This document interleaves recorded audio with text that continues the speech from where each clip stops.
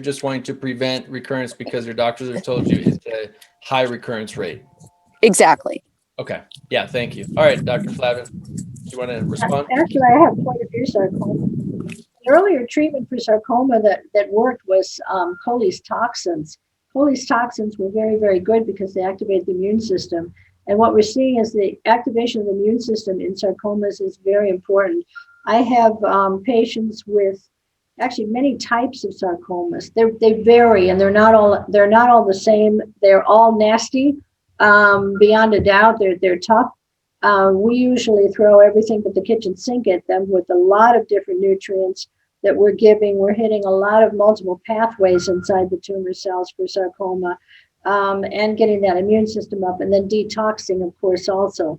So we're getting rid of any heavy metals, any fungal infections, any parasitic infections, any viral infections. So we have to do the whole gamut in order to make sure that immune system goes up again.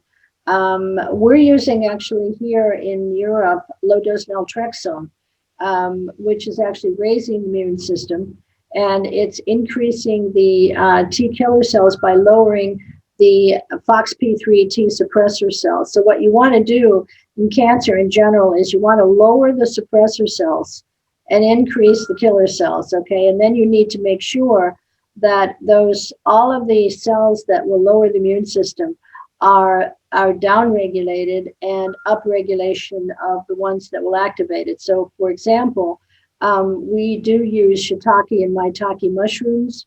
We definitely use chagas mushrooms. They have betulinic acid in it, which is very strongly anti-cancer.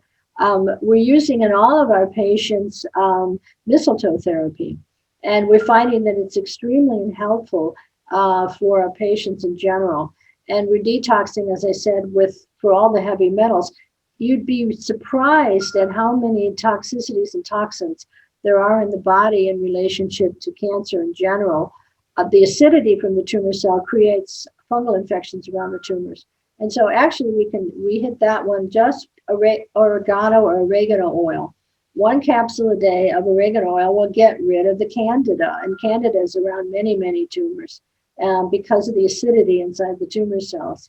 We are using DCA in sarcoma also. Again, 500 milligrams, it's working very well. And I'm keeping my patients in remission. We're working on a few new things that are physics. It's very complicated, and it's something that I sort of fell into accidentally when I was looking for something to activate stem cells, and found a substance that's now being tested at Harvard and at Northwestern, and it causes tumor cells to turn into normal cells. So we're hoping that we can get to work with that in the future, so that at least we can keep our patients in a constant remission. And I can't think of anything, at least to know, okay, we stopped it and it's not going to go anywhere. And that's a really important point. But you've got to see where she's sleeping too, because you've got to make sure she's not around any electromagnetic fields, no cell phones on the body, Wi-Fi off at night. What happens is inside tumor cells, there are retroviruses, endogenous retroviruses. We all have them. They're in all of us. And we're born with them. They are with us our whole lives, but they are activated when a tumor is activated. And they are activated by Wi-Fi, which really surprised me. So the electromagnetic fields play a role in reactivating endogenous retroviruses that are part of our normal DNA, that are usually only active when you're a fetus. So when a human being is in its an embryo form, it has these retroviruses that are helping it to grow. And then once that fetus is born, they're inactivated. So as adults, most of us have inactivation of those retroviruses, but that's what you don't have in a cancer. In your cancer, they're activated. And then when I found out that electromagnetic fields could activate them, I realized why we were having stimulation of tumor growth with electromagnetic fields. And it doesn't matter if it's her cell phone on her body, if she's keeping it in a purse next to her body, or if she's sleeping with a Wi-Fi on or a cell phone on in her room, or even believe it or not, the telephones that are just mobile telephones can be sending off a lot of electromagnetic fields. So a lot of this was surprising for me, because I wasn't really earlier involved in the electromagnetic fields, I was just looking at the cancer. Okay, what can we do? Diet, food, nutrition, blah, blah, blah, detox.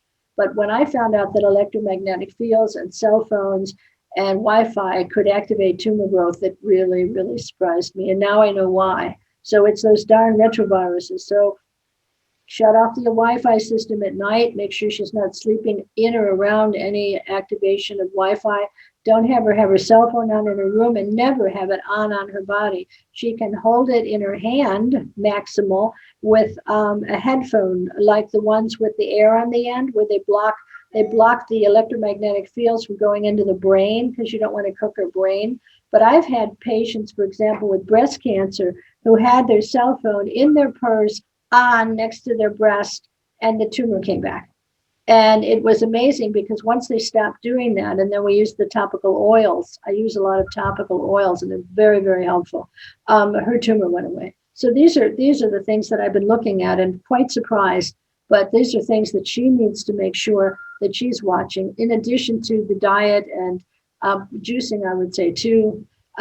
Gerson's juicing was always very successful in the olden days, but not as successful now, because we have too many contaminants in the air, in the environment, in aluminum in our foods, from chemtrails and other things that are getting into the ground, and a lot of fluoride in the water. This is also a problem.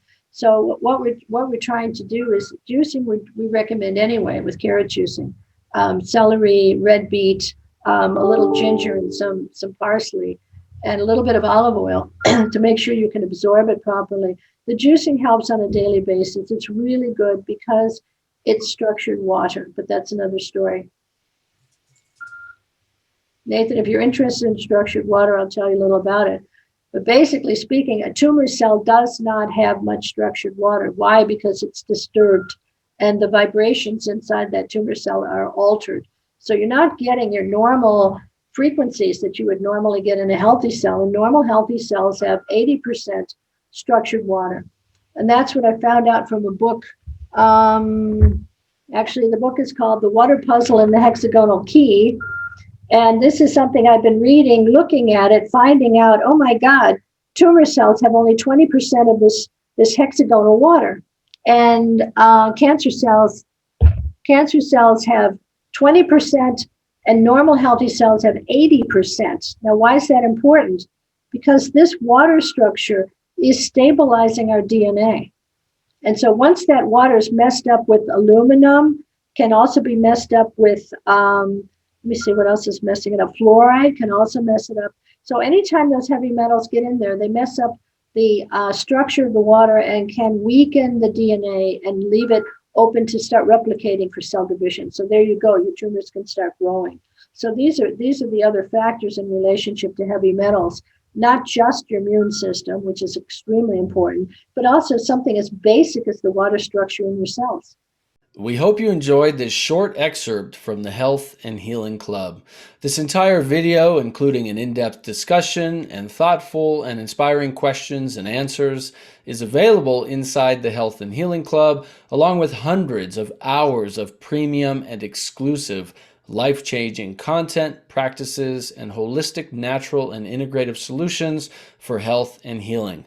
You can start your free trial today at healthandhealingclub.com.